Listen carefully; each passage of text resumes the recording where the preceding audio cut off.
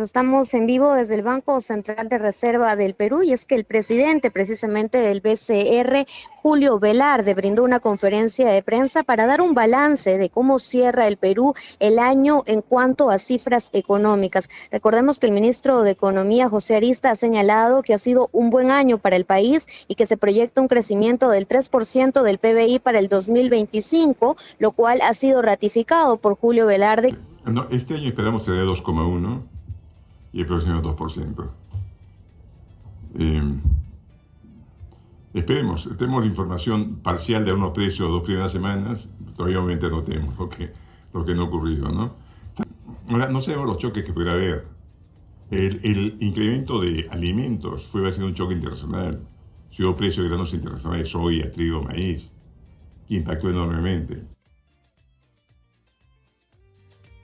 Bien, Katiuska, con respecto a la inflación, él ha indicado que el Perú mantiene uno de los niveles de inflación más bajos de toda la región y que cerraremos el año con una tasa del 2,1% y se proyecta una baja al 2% para el 2025. Es decir, que si esto lo evidenciamos en cuanto al mercado, los precios de la canasta básica se mantendrían según lo que señala el BCR. Ahora, con respecto a un posible aumento del sueldo mínimo, Julio Velarde ha reiterado que hay que ser prudente con las decisiones que se adopten porque las medidas populistas pueden afectar el crecimiento económico del país y además ha reiterado que el aumento de sueldo podría generar que más empresas pasen a la informalidad. Escuchemos. Siempre he dicho que tienen que ser prudentes, que haya un criterio establecido de qué tomarse en cuenta, que no está cumpliendo. Si uno compara, la OCDE ha hecho los estudios, ¿no? Nuestro sueldo mínimo frente al promedio de ingresos no es tan bajo. El problema es productividad. O sea, usted tiene más de la mitad de la gente, o casi la mitad está ganando menos que el sueldo mínimo.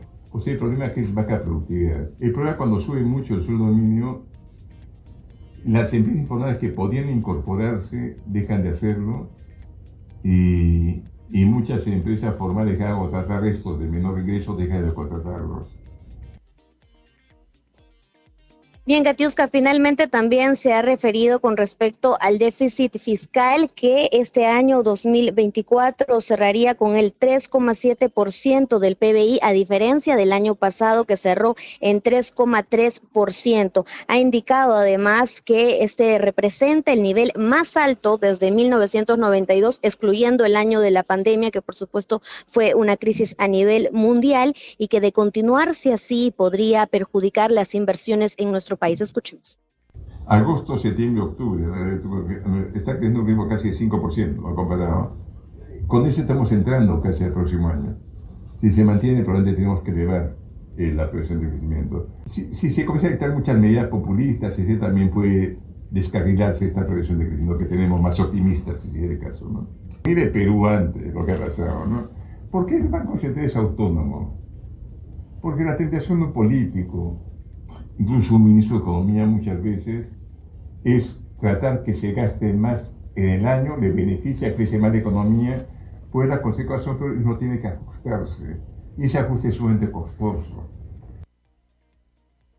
Bien, Katiuska, entonces han sido las palabras de Julio Velarde, presidente del Banco Central de Reserva del Perú, quien ha señalado que efectivamente hay proyecciones bastante positivas para la economía peruana en el 2025. Y en cuanto a la canasta básica familiar, que ha sido una preocupación durante todo el año, pues lo que ha señalado es que hay que esperar cómo es que se van a mantener los precios de los productos, esto mientras la tasa de inflación continúe en este promedio del 2,1 y al 2% para este 2025, Katiuska. Con esta información volvemos contigo en estudios.